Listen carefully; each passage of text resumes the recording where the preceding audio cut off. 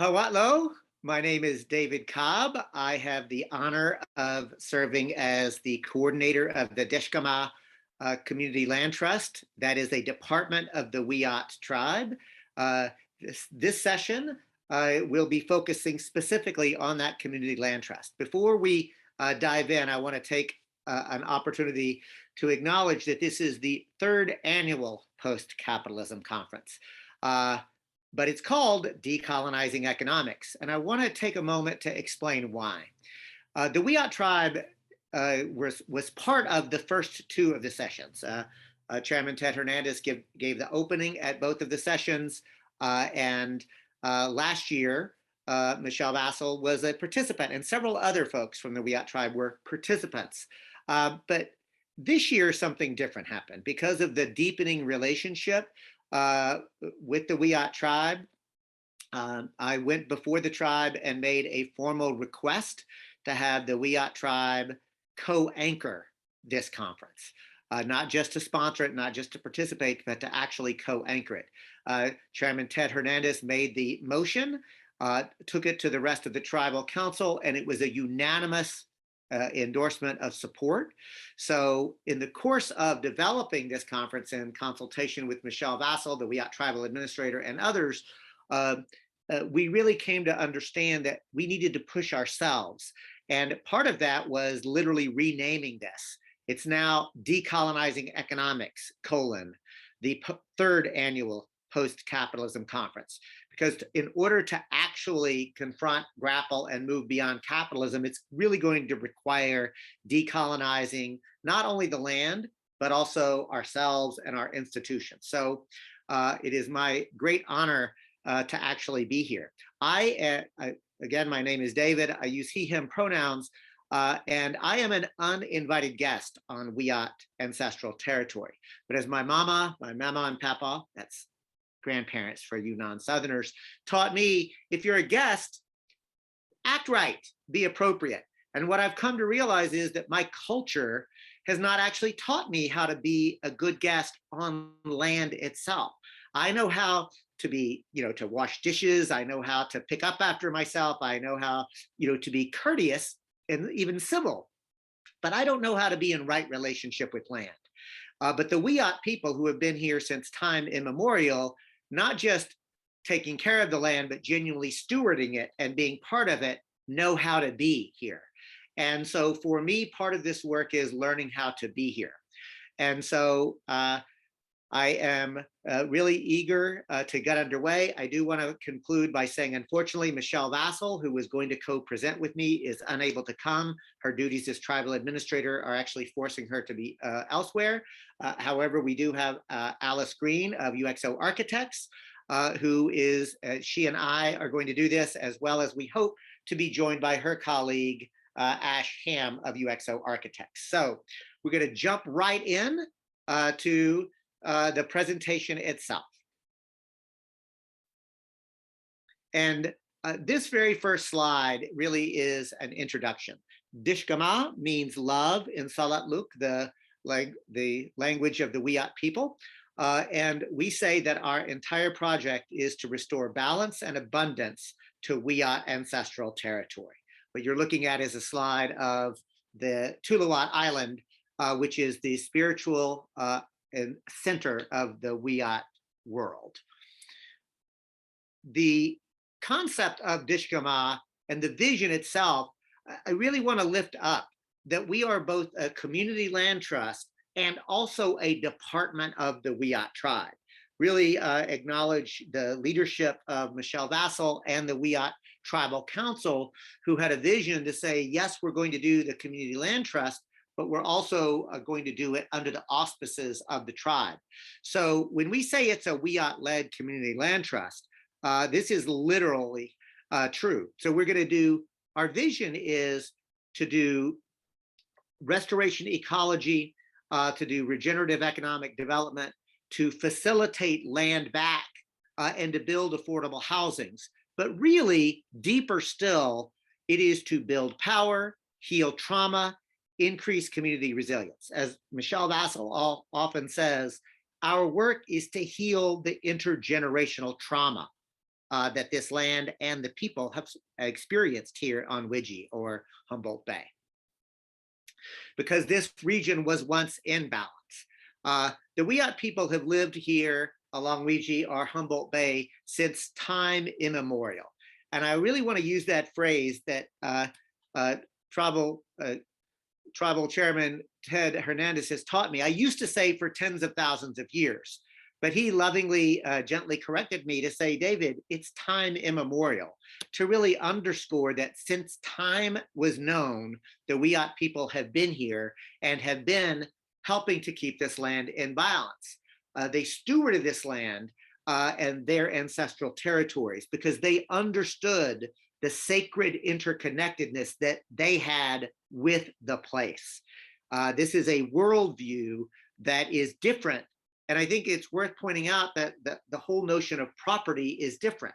In the Western tradition of property, it is all about the right to exclude, the right to extract, the right to exploit, whereas there's not even a notion in Indigenous worldview. It's instead reciprocal relationships. We know that our modern systems are now profoundly out of balance. That's because the balance was disrupted by settler colonialism. But to be clear, it wasn't originally settler colonialism here, because the first extraction began with Russian fur traders who were only here to extract. And I really want to lift up, there's different types of empire, there's different types of colonialism. So the Russian fur traders came to simply extract, in this case, furs, and they treated the furs not as, oh, there's furs that we will use for ourselves, in balance with everything, but they looked at that life as nothing more than a commodity to be bought and paid for at a profit. That's the genesis of capitalism itself. But after the Russian fur traders and their extraction practices, it really began in earnest with the gold rush. And then it intensified with other extractive practices around timber, fishing, and now literally water itself. What you're looking at on the left is the Eel River, by the way, known as the Wiyot in Soulutluk. Why? Because actually what we now know as the Wiyot people were multiple interconnected tribes, somewhere along the Wiyot River, or what we now call the Eel River, others along Wiyot Bay. There were multiple tribes. So once one begins the process of learning the people and history pre-contact, the decolonizing process begins and we begin to think differently. We also know that the current imbalance is both systemic and structural, because it's not simply that we have extractive, destructive practices, but we literally have social, political, and economic institutions that are fundamentally racist, fundamentally sexist, fundamentally class oppressive, because the entire worldview is around a dominator power over system, as opposed to the collaborative power with indigenous system that had preceded it. So the extractive economy is literally incentivizing and rewarding the destruction of our ecosystem. It's creating widespread suffering for the people who live here, for the plants and animals who live here. And to really name it, we are not being good stewards of this land. We are not being good ancestors for our descendants. And again, as I mentioned, our entire approach at Dishgamu is to heal trauma and restore balance. There is a phenomenal story of the return of Tuluwat Island, the cultural and spiritual center of the universe. There's a long story that I'm not going to go into now, but stay tuned, because we have some filmmakers who I happen to see in the audience who are going to be do a documentary, short documentary on this entire story. You can also read more about the return of Tuluwat on the Wiyot Tribe's website. But just as the Wiyot people return balance to Tuluwat Island through ecological restoration and their work, the return of the World Renewal Ceremony, the work that we're doing is designed to restore balance to the entire region. That's why all of our economic projects we literally call regenerative economics. Yes to economic development. Yes, even to profit, but profit that's done in a regenerative fashion, that is done in a different mindset. So this process is Wiyot led, it is Wiyot inspired, but it also invites and includes the participation of all local residents, both Indigenous and non-Indigenous alike. And I want to once again lift up Michelle Vassal, who taught me this phrase. And she said, David, we're working at the speed of trust together. And that's because we have a long history of actually doing work together. I still remember meeting Michelle Vassal at one of the rallies in support of the Tuluwat return, where she and I both spoke at a rally. And I'm going to tell on her because that's where we first met. I remember meeting her. She didn't remember me. And I'm not offended because I just gave a stirring, shake my fist at the building kind of speech that others did in front of Security National, the building of local billionaire Rob Arkley. And now I'm going to name him. He's our own version of Simon Legree or Mr. Potter from What's a Wonderful Life. But at that rally, y'all, literally everybody else was delivering these firebrand speakers. Our community won't stand for this, and sort of shouting at the building, as it were. When it was Michelle Vassal's turn to talk, I still remember she was handed the megaphone and she just gently put it down. She turned her back to that building that everybody else had been talking to. And she looked at the crowd and she just began to talk. She didn't shout. She just said, I'm not going to talk to Rob Arkley because sadly, I think his heart is too hardened and his mind is too closed to hear what I would have to say. And because she was just talking, everybody goes silent and everybody leans in and listens. And she says, but I want to talk to you because you're my neighbors, because we're in community. And I want to talk about what we're doing together, notwithstanding what he's trying to do, and how together, and in 5 minutes, she had literally, myself and so many others were weeping with joy about how she was calling us all in. I'm getting a little choked up now. And y'all, I still have the sign, "We stand in solidarity with the Wiyot Tribe," that I held, was 10 years ago, right? And so we did work on Sakayua together. We did work during COVID. And this sign that you're looking at are both Wiyot and Cooperation Humboldt folks as well, where we commemorated some signage that together we worked on with the College of the Redwoods to welcome folks to Wiyot ancestral territory. The point is that we know that by healing the land, we heal ourselves and we heal each other. So our impact for Dishgamu is by taking a regional cross-sector approach to true regenerative economic development. We're going to build affordable housing. And I really want to get concrete here. Our plan, 100 to 150 units over the next 3 years. 300 units by 2027.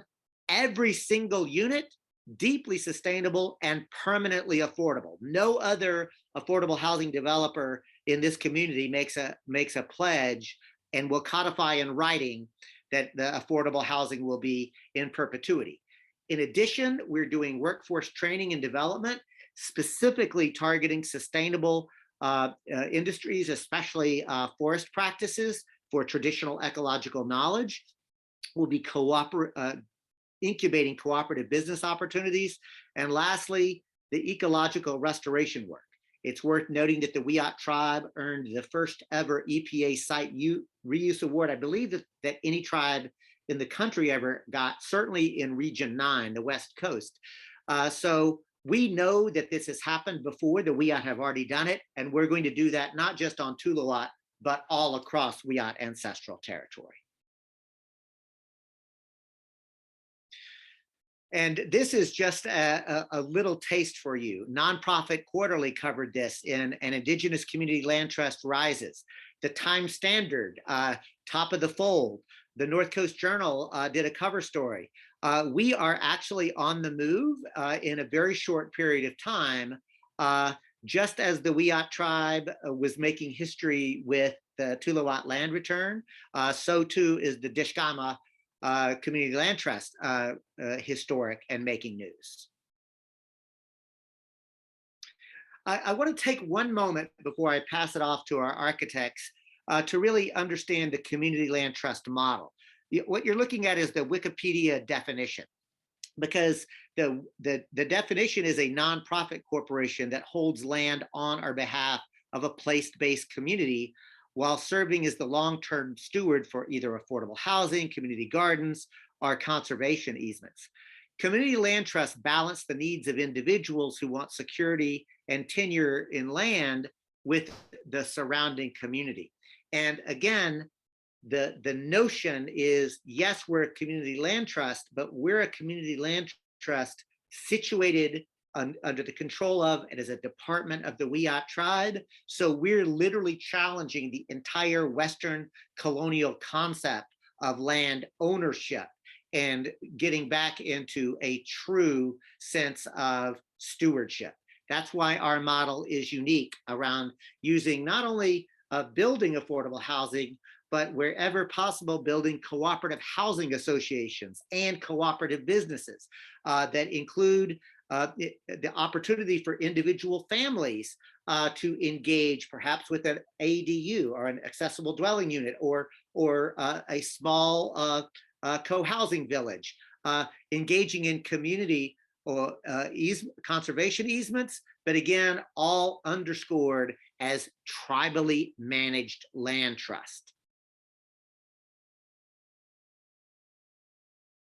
And with this, I want to just say, please, questions and answers into the chat. You can we'll make this slideshow available to you. There is my email address. It's very simple for those who are only listening. David@wiyot.us. That's spelled WIYOT.us.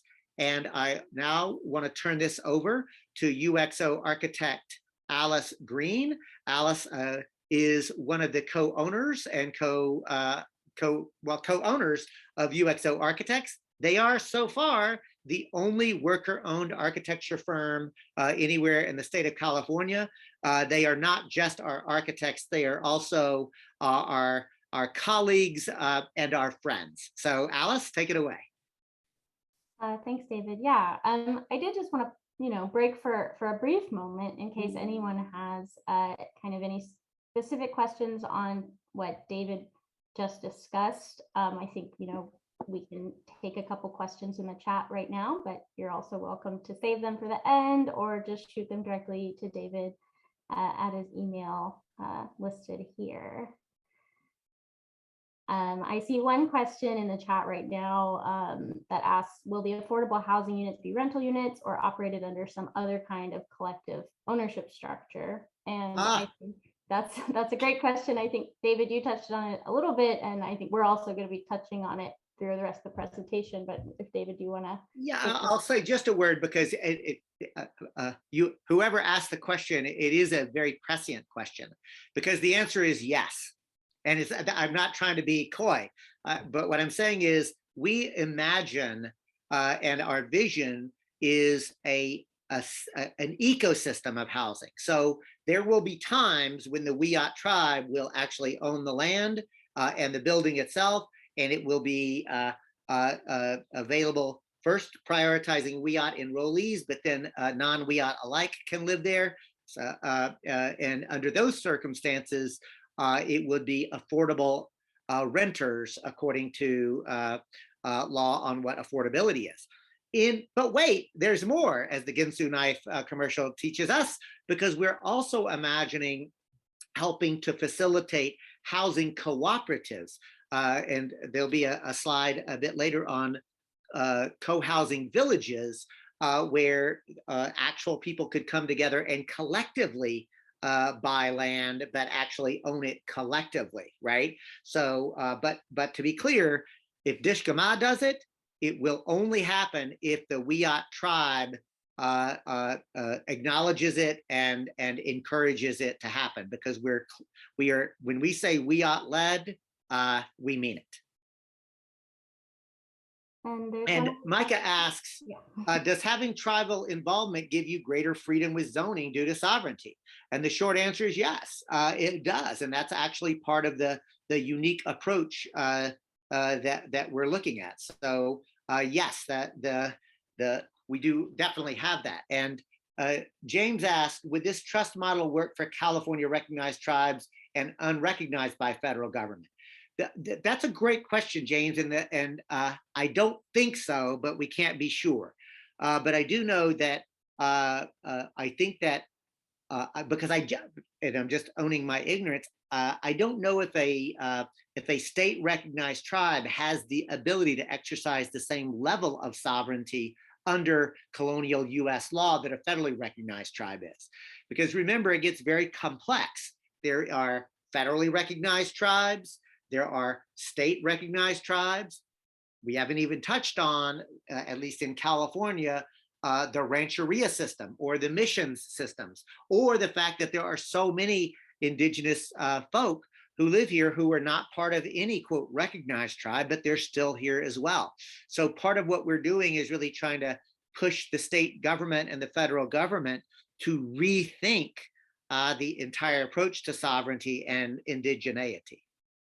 And I'll just kind of take that opportunity to give another shout out to another Indigenous led land trust model that is operating differently than Dishgamu, which is the Segurite land trust in Ohlone territory in the Bay Area.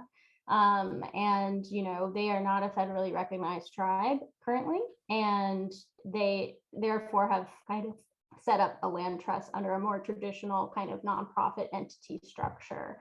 So I think, you know, what we're doing with Dishgamu, what the tribe is doing is very unique. We're kind of also treading into new waters to really understand some of the, you know, benefits of this structure, and also some of the hurdles that we're going to have to overcome to, you know, be working in the realm of private property as a sovereign tribal government is a kind of a new thing.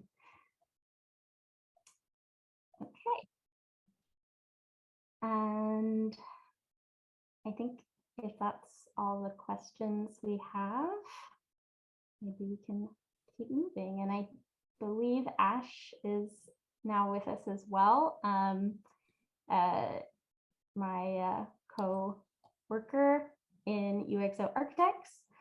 And I guess, okay, there was one last question in the chat, which was whose definition of affordability? And I love that question. It's, you know, always a question. And I think it's really best defined on a project by project basis. I think, you know, we're addressing a housing crisis that affects members across our community. And, you know, to that end, we have to be very specific when we talk about who is this affordable for, who is this targeting, but also not kind of limiting our ambition in terms of providing housing across different levels of need.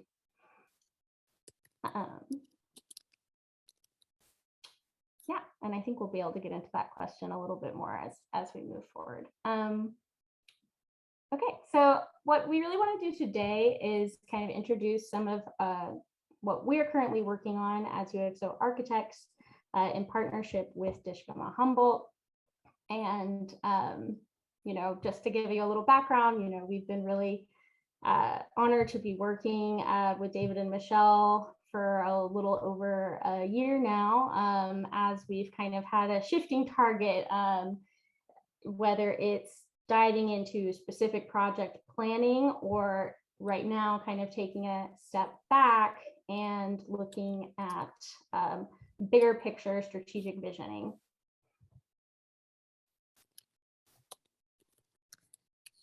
So just to kind of go back a little bit to what David was saying on the kind of intersecting scope of Dishgamu's work between affordable housing, economic development, and environmental restoration. A current focus of our work right now is a project called Resilient Housing for Resilient Communities. Our region, you know, Humboldt Bay region, Wiyot ancestral territory, which encompasses, most of the urbanized regions in Humboldt County, is facing a housing crisis. This crisis has been exacerbated by climate-driven migration from other small communities in California, growing environmental risks that constrain the areas where we can build in the region, and of course, economic inequality that is consistently pushing secure housing tenure out of reach for many people across the income spectrum. So, for example, Humboldt County has identified a need for over 3,000 new affordable housing units, which by this definition is below 80% of area median income. And I can say, I believe Humboldt County, or at least the regions around the Bay, area median income is around 60% of California state area median income. And those units are just over the next 5 years alone. To put it into perspective, I believe the city of Eureka had successfully constructed, well under 100 units in the last 3 years. So we definitely have a supply problem. We have a lack of capacity in the region to meet this demand.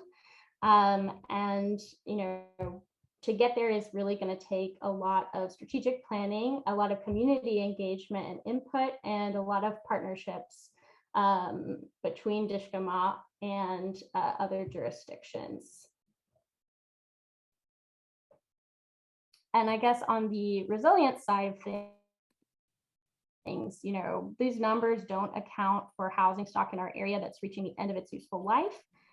Or is located in high wildfire and flood risk zones, as we're seeing, greater incidences of more severe wildfires every year, significant drought and increasing hot days. We're seeing, of course, sea level rise in the Humboldt Bay Area as being the highest rate along the western coast.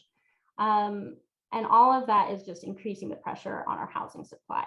So we really see housing as not just providing shelter, which is desperately needed, but also kind of performing as critical community infrastructure. So housing is something that can provide critical services to the general community in disaster events, but it should also be planned to minimize its impact on the environment by adopting sustainable building technologies.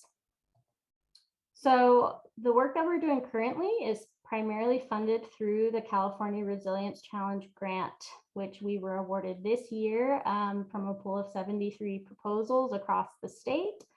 And our project is to produce this resilient housing and resilient communities strategic vision and implementation plan, which is going to take feedback from community engagement with the Wiyot Tribe, and site-specific feasibility studies to really lay out a roadmap for those long-term goals that David mentioned earlier, and really determining, where and how can we meet the housing needs of this community while also increasing resilience, advancing sustainable construction jobs, and also, mainstreaming very sustainable construction.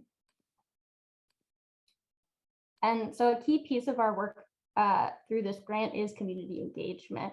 And part of our goal there is to educate the public about different types of resilient and restorative housing and getting input into the strategic vision. So today we're really hoping to engage this group, and we know there's a mix of kind of people from the region and from outside the region.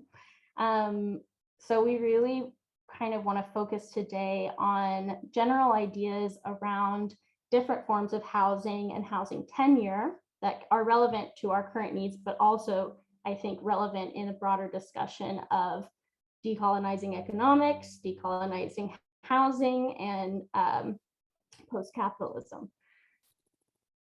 And at that, I just want to put a plug for the first of our in-person community engagement events, kind of a soft opening of what's going to be a wider program of summer events, where we're really going out into the field to meet people where they're at. This Saturday, we're going to be popping up at a disaster preparedness block party in North Arcata.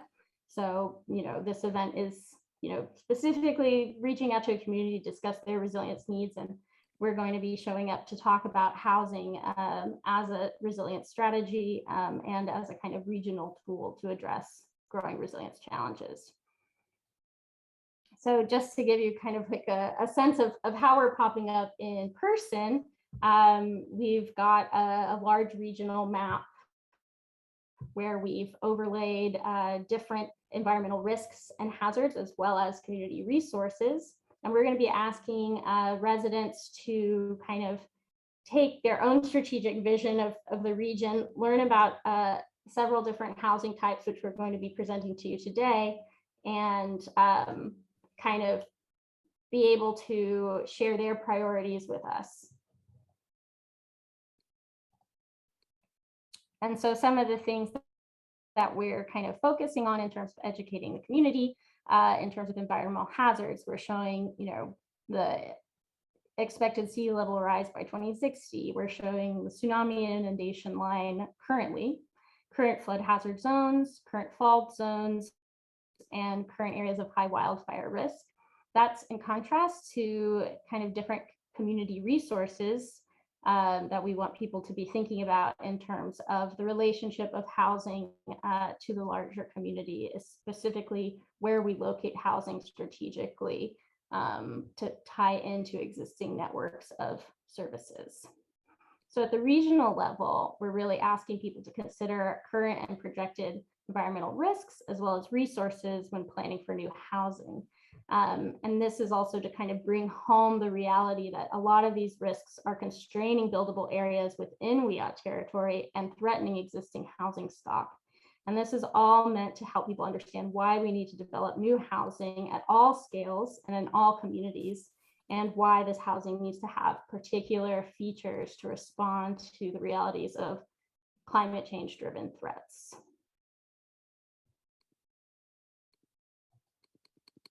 And now I'll let Ashton, if you're ready, chime in to talk about some of our sustainable and resilient housing strategies that we're looking to use throughout our projects.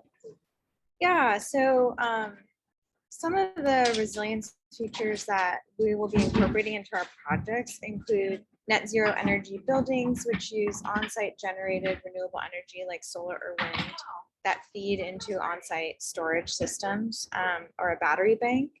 Beyond that, our buildings will utilize high performance envelopes, efficient systems like heat pumps for water and HVAC and electrical appliances to reduce the overall building demand. Next slide. Another feature that we're looking into is on-site food production. So we have a big commitment to that by way of community garden space.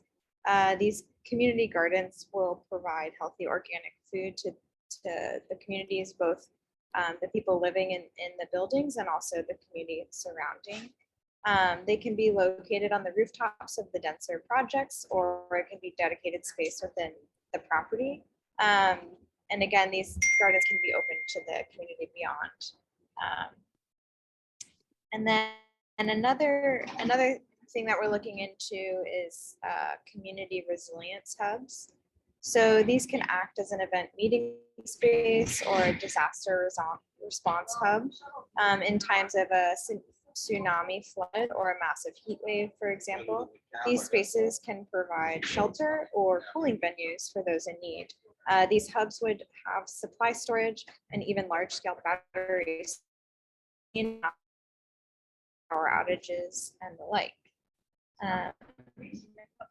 And finally, all of our projects are looking into sustainable construction, specifically mass timber, which is a cutting-edge sustainable building technology. And we're committed, through using mass timber, we're committed to developing a local workforce that can deliver these goals, which will help kind of grow the kind of regenerative economy in the area. So we're actually working across scales to match the urban to rural gradient in the Humboldt Bay region. So all of our projects will emphasize sustainable construction and connection to nature, even in the city.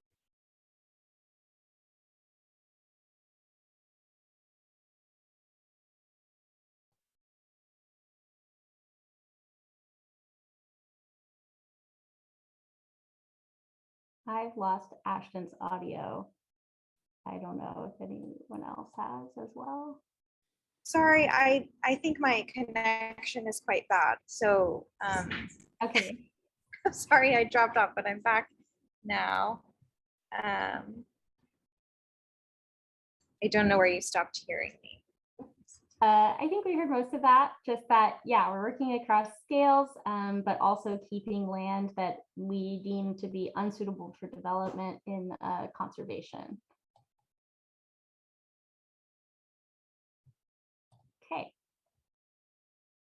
So I think to kick us off in our kind of more in-depth discussion in terms of housing types and kind of features that we're kind of planning for. And I am really appreciating some questions already in the chat, which we'll definitely try and pull back into the discussion as we go along. We want to start by just launching a little poll just to kind of gauge people's personal housing priorities as they see them now.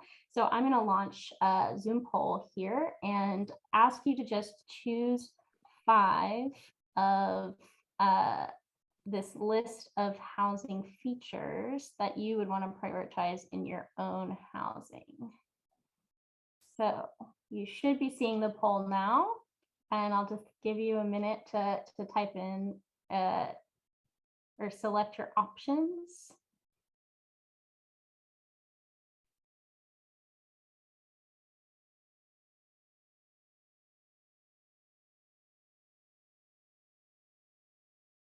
Great, I see responses coming in. Very fun.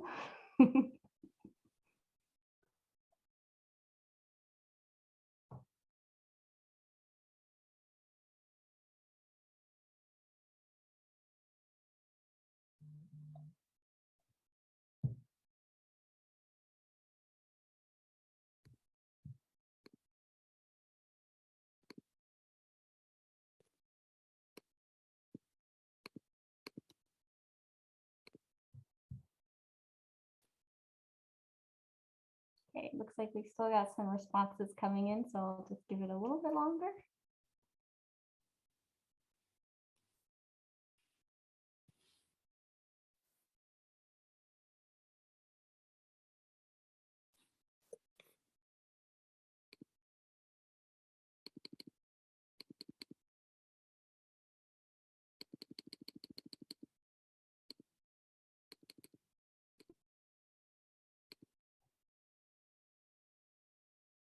Okay, I think I'm going to go ahead and end the poll and share the responses. We've got 67% of people responding. I think that's pretty good out of 55 participants. And then I think I can share the results with everyone. So yeah, let's see what we've got. I think we're seeing a big preference for walkability, which is, I think, a big issue, particularly in this more rural region. Proximity to nature, that's a little easier to come by out here, at least. Interesting, yeah, we've got kind of a higher preference for shared electric vehicle fleet versus something like off-street car parking. An interest in shared outdoor space, but kind of even with private outdoor space. Yeah, great. So that's great to see. And I think this is just meant to kind of get you thinking about, you know, what you think of as kind of key features of your own housing. And let's see, I think the slides are still up. Great. But I think from there, where we want to take the conversation today is to think about how housing functions also as a community resource. and not only as kind of a private amenity or, as it happens, a private commodity. So the focus today is kind of thinking on how the development of housing can help us to achieve this vision of a territory in balance with economic prosperity, environmental health, and vibrant community, which is all grounded in Indigenous ownership and decommodification of the land. For this, we have to think outside of typical patterns of housing development, which prioritize individual accumulation, privation, and exploitation. This has impacts on both the form and management of housing across scales. And we really want to kind of get into discussion of these dynamics with the group as we present 5 different housing types that we're actively looking to develop across the region. So as we kind of start to review each housing type, we really want to encourage you to enter ideas into the chat as we go over them. Some specific prompts to kind of get you started thinking are listed here, and we'll revisit some of these after we present each housing type and try and pull in some of those responses into our slides as we go through. So yeah, so just some prompts to be thinking about is, you know, especially if you're local to the region, where might you imagine these housing types being located? What specific features would make one of these housing types particularly interesting to you? What features of this housing could encourage community interaction and resilience? And then bigger questions that I hope we can kind of get to at the end is, you know, how do these housing types encourage economic solidarity and mutual aid within communities? And generally, what can be the impact of these development types on the decommodification of housing? So the first one we want to talk about is mid-rise multifamily housing. So this is kind of the highest density housing that we're looking into. Typically around 3 to 6 stories is where we're seeing kind of the appropriate range for communities in the region.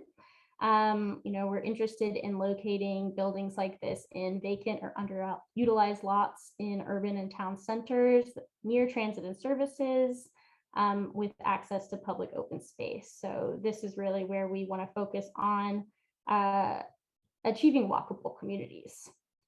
This is also where we're really interested in utilizing mass timber construction to kind of streamline construction, maximize sustainability, and ultimately contribute to more sustainable forestry practices through that supply chain.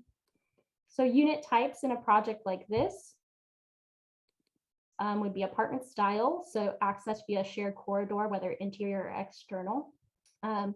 But it could accommodate a range of unit types from studios to, you know, 3 or 4 bedroom family units, or even live work units.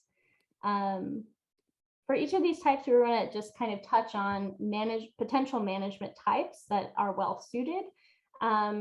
And, you know, we're hoping to kind of get into a little more discussion around those as well, as was already brought up. So for a project like this, we'd be looking at something using affordable rental housing, which is kind of your standard management structure for a lot of nonprofit developer-driven housing currently, but also looking into the opportunity of setting up a limited equity cooperative where individual tenants have equity in their units over a long-term period while the community land trust continues to own the land outright. Additional programming that fits into this project type are ground floor mission-aligned tenants, which could include daycare, cultural spaces, social service providers. We'd also be including a community room and a resilience hub in a project of this scale.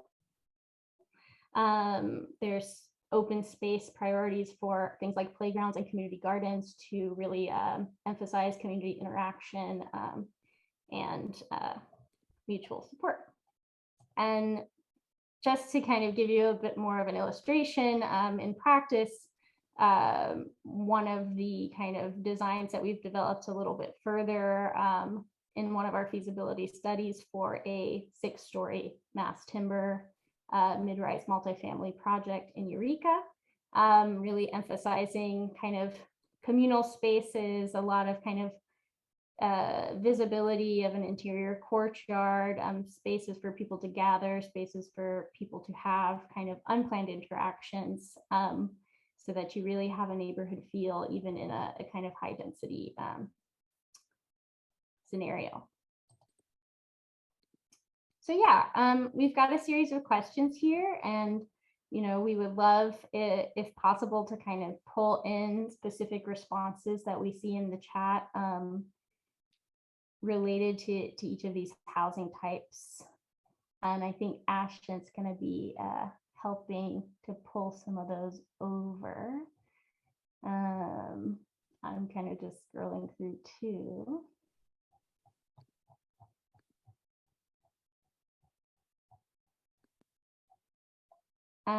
So yeah, let's see.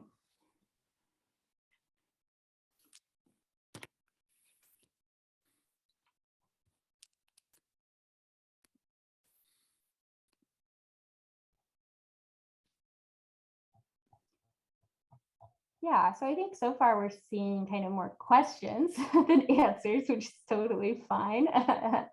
Yeah, I'm seeing, I think, a couple questions about, what are the plans for property management or governance in a rental situation? I'm seeing kind of, people should own their own property and not be a rental situation.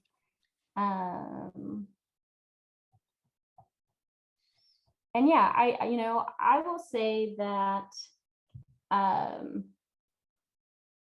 the reality of building affordable housing is very complex, especially when you're looking at larger scale projects. And unfortunately, a lot of sources of government subsidy that are available to build housing like this come with a lot of strings attached. And one of those is that it's typically set up to only support rental projects that have to be maintained as affordable rentals for 55 years to certain ratios of below a certain AMI percentages.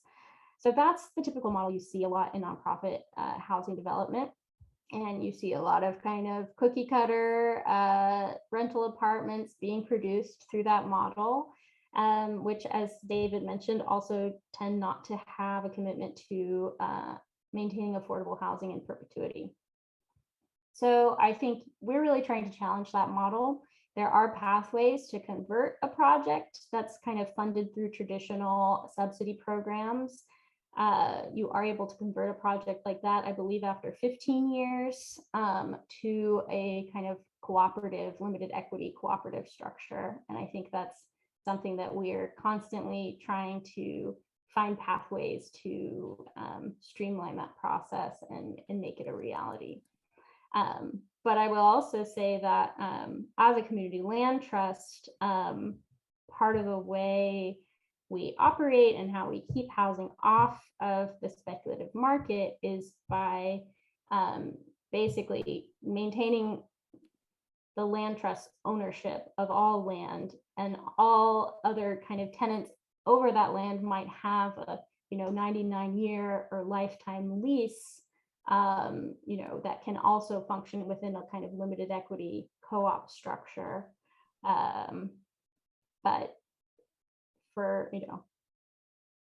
the life of the project, there's always going to be some kind of leaseholder agreement that's governing affordability standards and the amount of equity that individual tenants gain from that tenancy.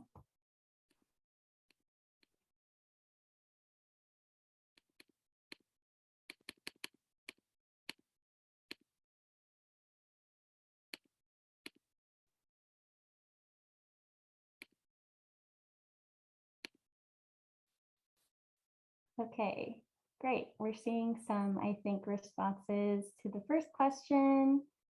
I don't know if Ashton, you're able to pull those into the slides.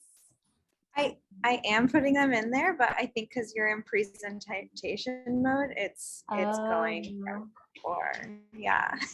yeah. Well, do you want to just kind of read some of them out then?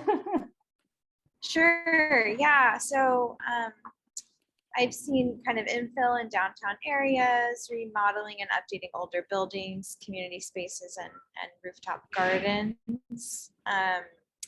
We also got a comment about US made solar infrastructure, including that as kind of resilient strategy. And a comment kind of more in line with the solidarity mutual aid networks is just kind of, I believe the people, especially of Native heritage, should own their property, not a rental situation. So we're getting also more in here about locations. So Old Town, Henderson Center, truly walkable. Great, cool. So yeah, sorry we can't pull those in here, but we are, saving the chat. So we will at least have access to these responses as we go forward.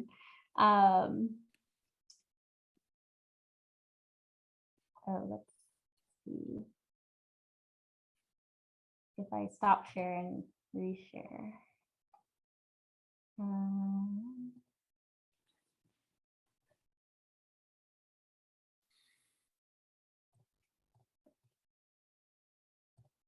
That's okay. I've got too many windows open to try and figure that out right now. So I think we'll just keep talking through it. So yeah, I want to move on to the next housing type, kind of taking one shift down in density, looking at developing a detached and semi-detached townhome. So this is where we'd be focusing on transitional zones between mixed use commercial and residential neighborhoods, as well as older and denser residential neighborhoods. So this would be kind of a low rise, 2 or 3 stories, detached, semi-detached units, which could be duplexes, fourplexes, etc. Unit types here are also flexible, so they could really accommodate multi-generational uses, a mix of unit types. For a project like this, we'd be really interested in establishing a limited equity cooperative or co-housing models, which kind of brings in varying levels of shared management and maintenance. Or, the more traditional approach would just be a deed restricted long-term lease for individual units, which are then individually managed.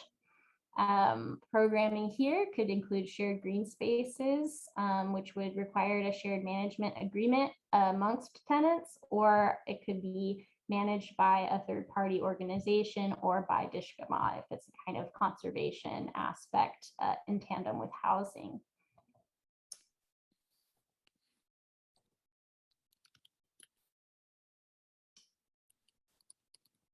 Again, yeah, I'm seeing, I guess, a feedback that encouraging community interaction is trickier than we typically think. There can be lots of buildings with common spaces, but individuals might retreat to their own spaces and be on their phones. So culture building and people responsible for culture building seems like a thing to figure out. I think that's a really great point. And I think we should maybe kind of bring that into the discussion at the end, and maybe David might have something to say on that as well. I think for now, I'm just gonna kind of keep moving through the housing types.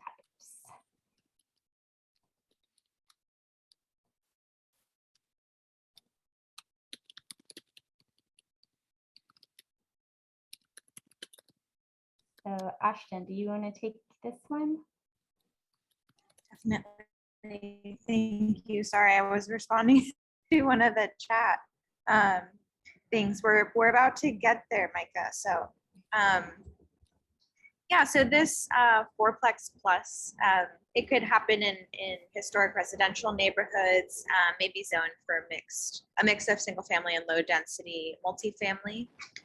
We're looking really specifically at the vacant Victorian housing, which is quite large, potentially splitting it into multiple units and adding additional units via accessory dwelling units or lot splits. The unit types could be small, independent, or shared housing with, more of a co-housing model, like a cooperative housing that you kind of more commonly think about. In terms of the management type, we could have a rental cooperative, which could operate multiple properties like all over the area. It could be a cooperatively owned rental company with each individual kind of house or co-housing unit kind of self-managed, or we could have a more traditional limited equity cooperative model that Alice explained earlier. We could have shared living spaces and shared outdoor spaces. And I think what we really want to kind of drive home with this version is through the apparatus of SB 9, which just passed January 1st of this year, we're able to do something like lot splits where we're able to add more density to these like traditionally lower, denser neighborhoods. So this version and the next version have this idea of lot splitting. And so you can keep your house and do a lot split and add either another dwelling unit there, like an accessory dwelling unit, or a duplex. So yeah, that's this version.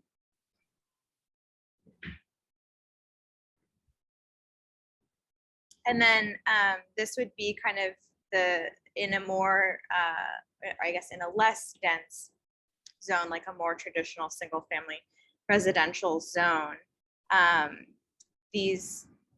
Those can qualify for the SB 9 that I was just referring to. So what can happen here is that you can build a duplex with ADUs on your property, and through these lot splitting practices, you can actually densify even further. So where the previous one already had kind of a density, in its surrounding, this one is kind of just densifying the existing lower density single family zones. So this could look like just the addition of an ADU, but it doesn't have to be limited to that. And those can be attached or detached to the main structure. And so the management type could be affordable rentals, deed restricted long-term lease for individuals. And again, it could have shared living spaces or shared green spaces. We're thinking gardens, shared kitchen, if that's something that you're interested in. Yeah.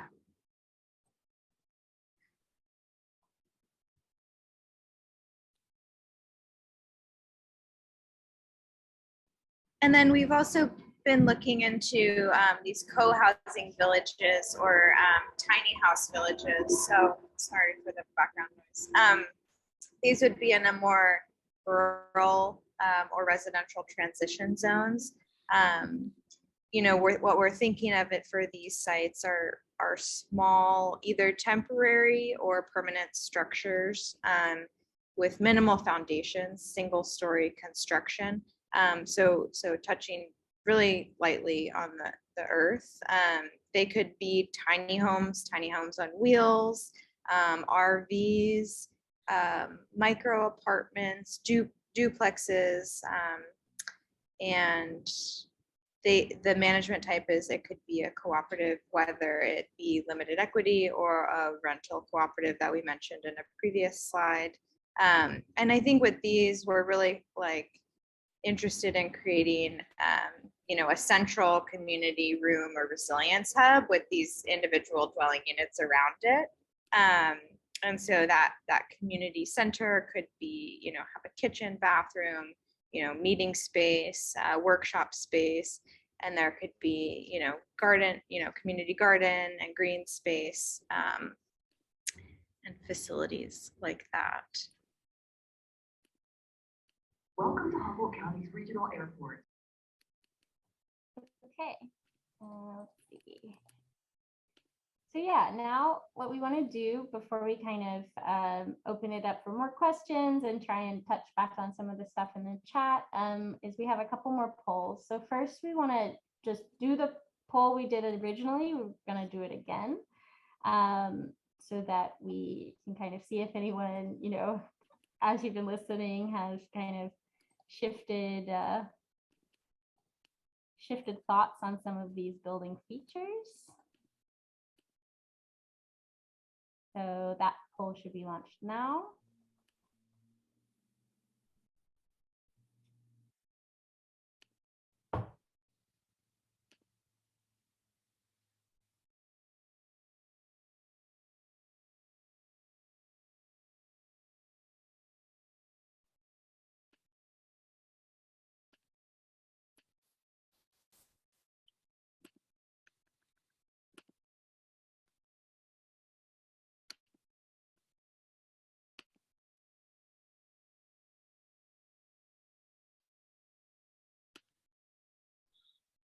Yeah, I think they are slightly different.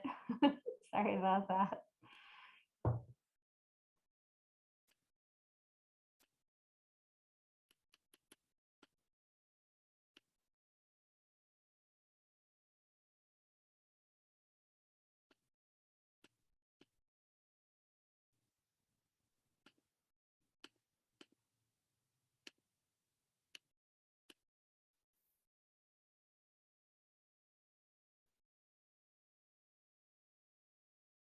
Okay, I'm going to go ahead and end the poll now. We got 63% and share results.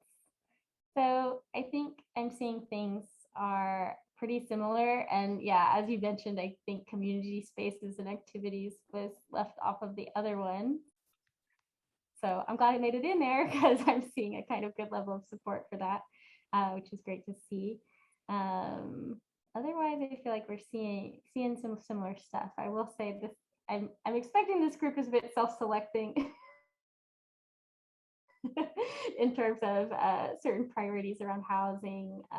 You know, this is definitely something that, you know, we see as a barrier to overcome in the larger kind of regional planning effort, as there is kind of more resistance to ideas of denser, more walkable neighborhoods, to the extent that they present a kind of change from the status quo in our currently kind of more sprawl oriented urban scenario out here. So great. So after this, I'm going to launch one more poll. And this is just to get you back to this question of kind of housing as a community resource and housing as community benefit. And I'm just going to ask you to choose which of the following housing types that we just discussed do you think offers the most community benefit?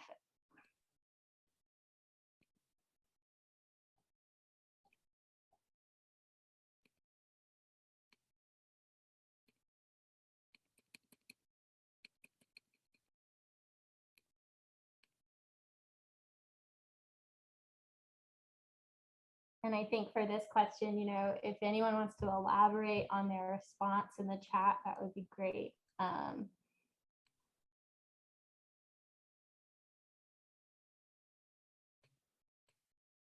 You know, what about the housing type do you think is offering community benefit?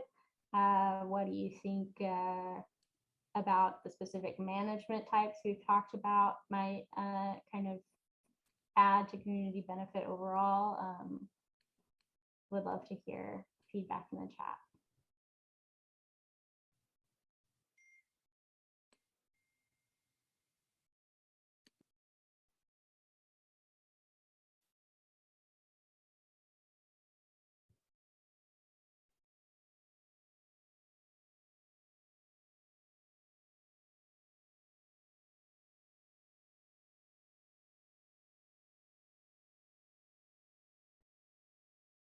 Gonna let a few more responses come in.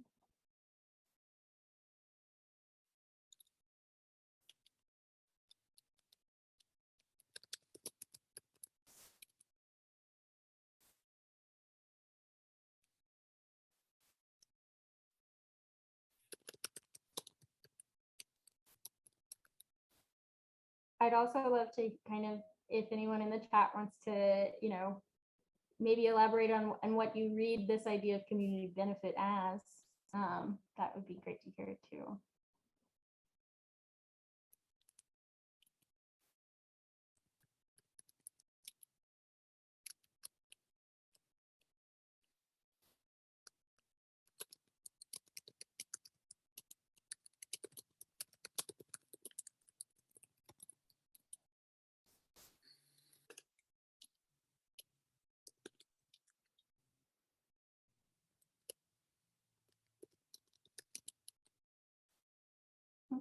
I'm gonna go ahead and end the poll and share the results.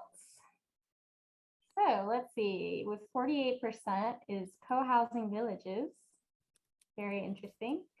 36% is mid-rise multifamily, and 16% is the kind of mid-range fourplex plus model. So yeah, a little no votes for townhomes or ADUs. And I see someone in the chat saying, you know, some confusion between the difference between a townhome and a fourplex. Yeah, I think that, you know, the way we're presenting it is townhomes would be a kind of higher level of density and primarily all new construction. Whereas what we're interested in looking into for potential fourplex development is subdividing existing larger homes, particularly in kind of the historic neighborhoods of Eureka and Arcata, where we've got large Victorian buildings that are maybe suffering from neglect or underuse. Those really present an opportunity to add units and density without actually making major changes to the urban fabric. Whereas when we're talking about developing new townhomes, we're interested in creating a kind of a new urban fabric at a certain scale and in relationship to natural features that, you know, is appropriate depending on the site. I think these two things could definitely coexist and hopefully will as we really try and find opportunities for density throughout the region.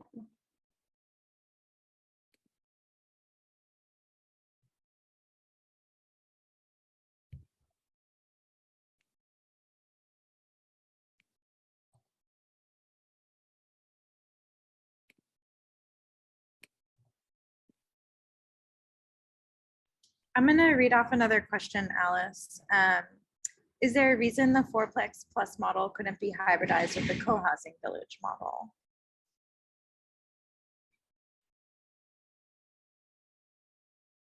Yeah, I think that, I guess this is where, you know, it's interesting to make a distinction between building form and kind of site characteristics versus management structure and active kind of community orientation of a particular project site. And I think that just, you know, is maybe kind of like the leading provocation of setting out on this presentation to kind of focus on these different building forms, when I think, you know, there's a very valid question there of, you know, can we build kind of nurturing communities within any kind of physical context, or are there some features that lend itself one way or the other? So I think, you know, when we're talking about this strategy of subdividing existing houses or kind of inserting density into existing neighborhoods, there's kind of more constraint in terms of how you organize space, how much communal space you are left with. Whereas when you're looking at developing something like a co-housing village from scratch on an undeveloped site, specifically looking at kind of more rural sites where you might have more open space at your disposal, you can really have a lot more freedom in how you kind of orient spaces towards one another, and how you exist in the context of an existing community versus maybe a more self-contained community.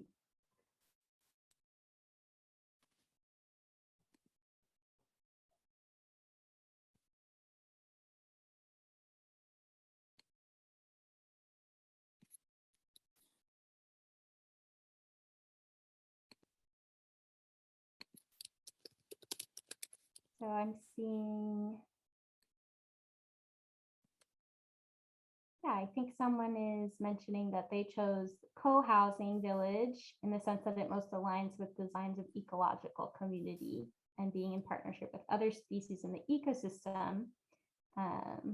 Yeah, and it's emphasizing living patterns that human societies urge to aspire toward that other models don't incorporate as well.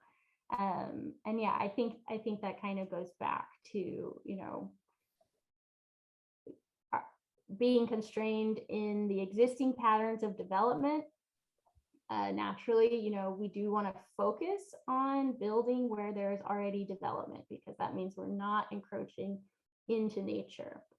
But to the extent that those existing patterns of development constrain our kind of visions for a kind of self-supporting, self-sustaining community, we're open to exploring new development that's light on the land and really in line with ecological principles.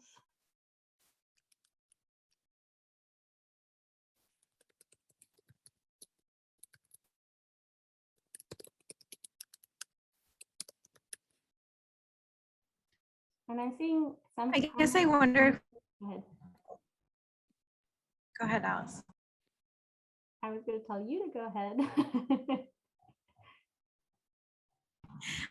I was just wondering, if we wanted to kind of open it up to like a more general Q&A about kind of everything that we've kind of discussed here. I think there's been some really great comments in the chat. I'm so thankful that all of you are so active here in the chat. It's really helpful, and we're looking forward to kind of saving this and going through it after the fact, because it is a little more challenging than we thought to read it while we're presenting here. But if there's any questions about anything that we've talked through, please add them.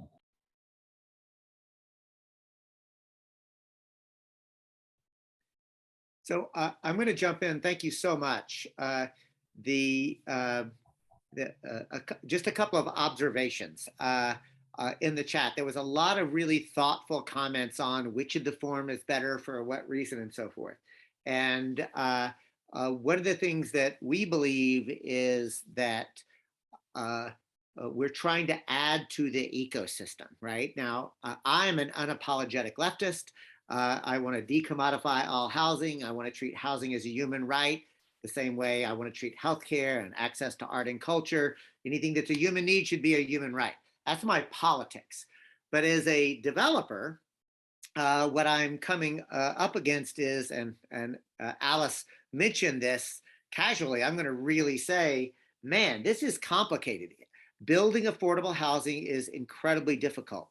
So one of the things that we're trying to do is to say, what is the absolute best that we can do as Dishgamu Community Land Trust to be able to get as many needs as we can met and still both build housing and do it in an ecologically sustainable way using deep green practices that ensure that the built environment that we do actually looks at it or looks like it's supposed to be here. That's why I actually disagree with the comment that ADUs are, quote, a terrible idea. They may be terrible for some folks, but for other folks, they're actually quite a good idea.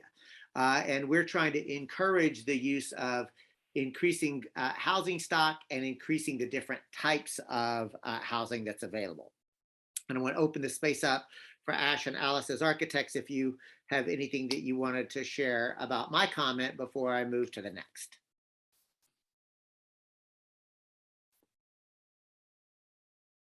I think that's right. I think, part of our goal also kind of bringing these building types and talking about them in various kind of venues in the community is to encourage people to think about, all the different forms of housing that can be used to help solve our crisis.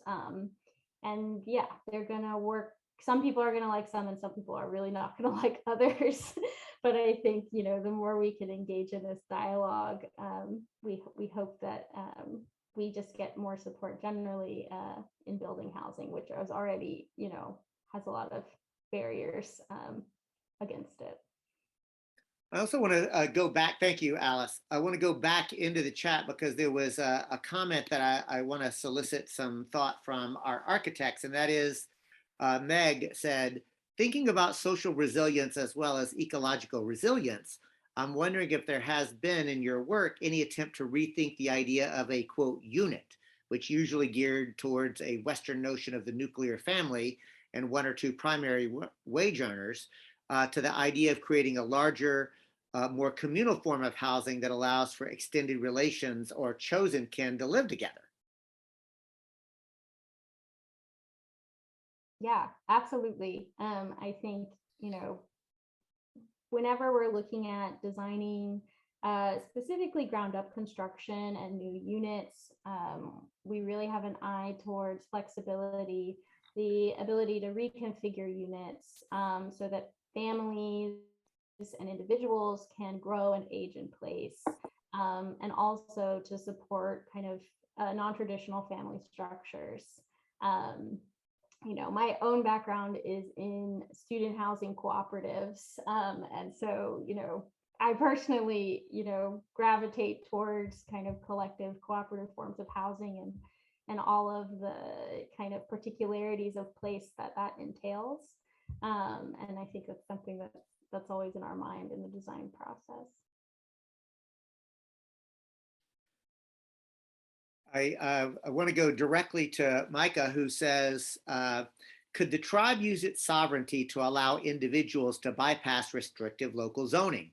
I work with a builder who could build his own home in his friend's backyard, but can't afford the fees to jump through the existing ADU hoops, or remember, that's accessory dwelling unit. The short answer is no.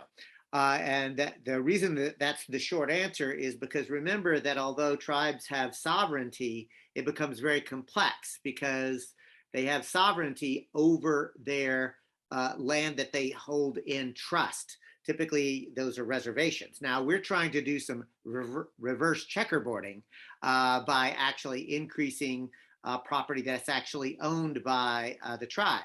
But if the tribe owns land that has not been put into the formal federal trust, that land is still subject to existing zoning laws. So, Micah, as a lawyer, I would say, if we were on a law school exam, you'd get an A for creative legal thinking and questioning. But unfortunately, that's not something that could be done. However, the tribe does have much more control over building codes as it relates to building on its own reservation, but there are still building requirements there. Those are set, however, by either the tribal council itself or federal guidelines that still do apply. So, like, the issue of sovereignty is not as clear cut as we might think or wish. Yeah, but I will also say that, as a tribal government, other local governments are encouraged to be in consultation with the Wiyot. And I think we're also, as part of our strategic planning, interested in looking at current zoning restrictions in the region and where they might clash with our goals and how we might work with other jurisdictions to overcome those. I mean, I will say I'm seeing like a really positive push across several jurisdictions to increase allowable density for new housing, but they, like us, are also encountering kind of community pushback in terms of changing the status quo of how things are developed now. And I think, Meg, you were elaborated on your question to ask if there are legal constraints for affordable housing on how you define a unit. That is, there are lots of constraints. Basically, whenever you're getting a federal or state subsidy, it comes with many caveats. Some of those are minimum unit sizes, minimum number of bedrooms in a unit. But I think that through kind of creative design thinking, you are still able to offer kind of unique unit layouts and adjacencies even within those constraints. And so I think this is kind of going to be our constant struggle as we're really, unfortunately, in order to make this housing a reality, we're going to have to work within the systems that exist, as kind of imperfect as they are, and as much as we want to ultimately change them.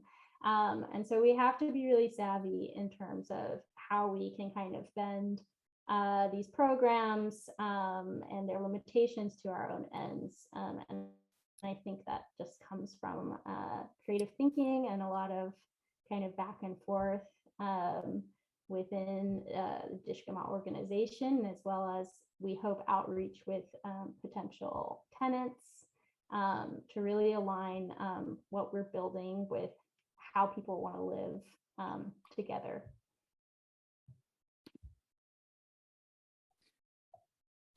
And thank you, Alice. Well said. And another point that we really want to make is that we're really trying to be developers of a different kind. Even by the very nature of this presentation today, soliciting the kind of input, like we're experimenting with different ways because of not just rethinking the building, but really engaging a public comment / public participation to try to rethink this. Now, at the end of the day, we still have to, like, even as nonprofit developers, right, it still has to, quote, pencil out. Because although we've taken the profit motive out of, we don't have shareholders that we have to return profit to, but we do have to pay vendors and we have to buy materials, and like it still has to, quote, pencil out. So, and as I believe Alice used the phrase, we don't want the perfect to become the enemy of the good. We really, or she didn't say it, I will. You know, what we want to do is make sure that we're actually moving based on our theoretical understanding and moving to apply it in the real world to the very best of our ability, and trying to engage the community so that, because we've seen, at least here along Wiyot or the Humboldt Bay, both in Eureka and Arcata, there have been several projects that I actually thought were quite good. They were high density. They would have moved us towards the kind of smart growth or new urbanism, whatever word you want to use for that. But a lot of NIMBYism, not in my backyard, folks, came out. So what we're trying to do is build support for the concepts of these kinds of housing. The second point that I wanted to make is we see ourselves as wanting to both be developers of these co-housing villages, but also to normalize tiny homes and other ways, as opposed to the single family dwelling unit being the thing that everybody thinks is to be ascribed to. Either you're forced to be a tenant in an apartment, or you get to be a homeowner, right? Like, we're trying to help people to rethink what it would be like to be living both not only in higher density and communal living, and also that it doesn't have to be either or. You can have a co-housing village, you know, if you're from the area, imagine in Cutton, where there is quite a bit of open space. We could still get a 7 or 8 acre lot and put some, you know, dense duplexes and some tiny homes, and then have a perimeter around the parking lot. We could literally see ourselves developing subdivisions, but the subdivision are all walkable, and not just walkable as in cars only on the perimeter, and you're walking into tiny homes or very, very small living space duplexes.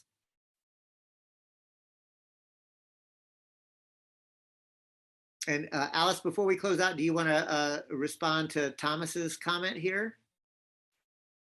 Let's see, on social housing. Yes. I think, you know, a lot of us would love to see true social housing and mixed income social housing become a reality in this country. I think there's many barriers to that happening. And so I think that, you know, the Dishgamu model is really stepping in where other government initiatives are failing, and where, you know, we've seen a lack of popular political will to make housing and equitable, you know, high quality housing for all a reality. So I think it's,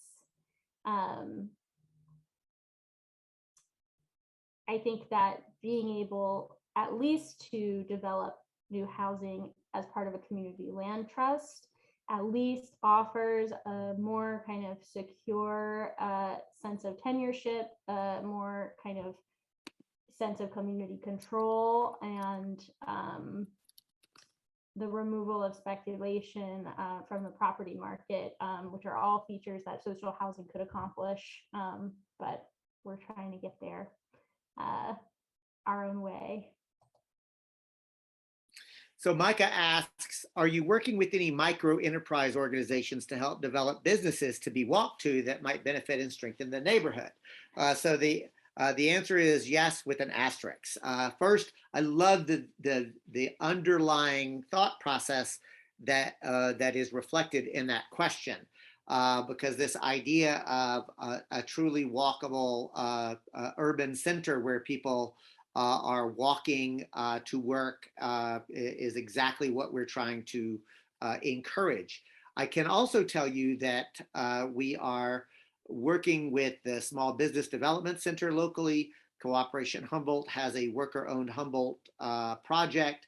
And what we're trying to do is incubate worker-owned cooperative models, business models, and want to be part of a public movement towards walkability, livability, and rethinking what Ash and Alice have taught me to think of as the built environment.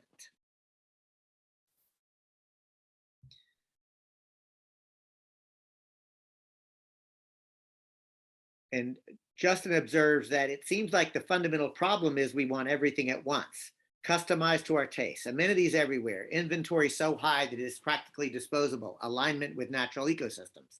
And, you know, it's Ash in the comments loved your observation, Justin, as do I. And this is, again, why we should be having these conversations. We should be recognizing that there is no one size fits all. And we need to try to be as collaborative as we possibly can. I want to, we're coming to the end of the session. I want to give Ash and Alice an opportunity for any final closing thoughts, and hint, perhaps an invitation again to come to the community event that's for those of you who are in and around Arcata. Yeah. Yeah, I just want to say thanks everybody for your feedback in the chat. We're really excited to be, you know, we've been obviously having a lot of these conversations internally and continue to do so as we really work through our vision and start to formalize it. But it's really great to get these conversations out into the broader community. And so we're really excited for the event on Saturday, and Ashton, yeah, drop that in. It's going to be at Carlson Park from 11 to 3. And you know, that event's really focusing on kind of the North Arcata community and their resilience needs, but everyone's welcome to come out and see what we're up to. But we're also hoping to be, you know, at various farmers markets, public events throughout the summer. So I'm sure you will see us around. And then I guess I'll just bring back up our last slide on how, you know, you can support our work if you are so inclined. The Wiyot Tribe, there is an honor tax set up that you can pay to kind of honor your inhabitation on Wiyot tribal land.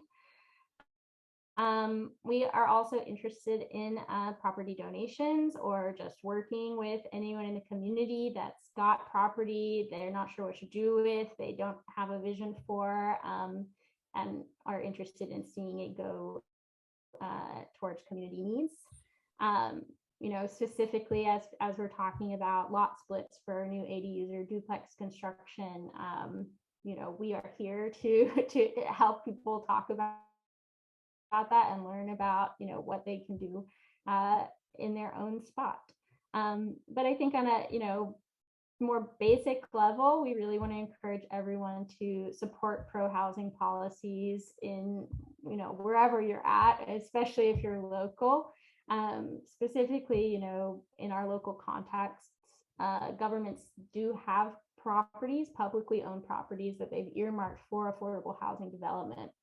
And as they begin to offer those up to housing developments, we really appreciate community support for our specific vision to develop housing according to restorative economic principles, and really offer a kind of better alternative to what we tend to see happen. We also encourage people to support any affordable housing bond measures that might be on your ballots. It's a really great way to get local funding to serve local housing needs in a more direct way than some of the federal subsidy programs. And also just show up to council meetings in support of new housing proposals or efforts to upzone areas for new housing density. We often see that the most vocal voices are the negative ones, but we know through having conversations like this that a lot of people are interested in higher density walkable neighborhoods that offer them a better connection to community as well as to open spaces. So we want to see y'all out there as well. Ash, are you in I know that y'all, what I know and many of you don't is Ash is literally wins the adaptability award. She's been participating with us literally on the outside of the airport. So I want to just open up the space if you're in a position now to have any closing thoughts. Thanks, David. I think y'all kind of did a great job wrapping it up. I don't have much to add, but just thank you so much for participating in the conversation. And again, I'm really looking forward to reading the chat after this. Thank you so much. I also want to remind folks that in 26 minutes now, we will be having yet another offering. This next one is on public banking, and very specifically, it is going to be brought to us by the folks in East Bay, who are actually in the midst of creating the first ever in 100 years locally owned public bank. I don't want to spoil their presentation, but the California Public Banking Alliance helped to pass a statewide law that allows the creation of up to 10 local or regional public banks. That's just tremendous.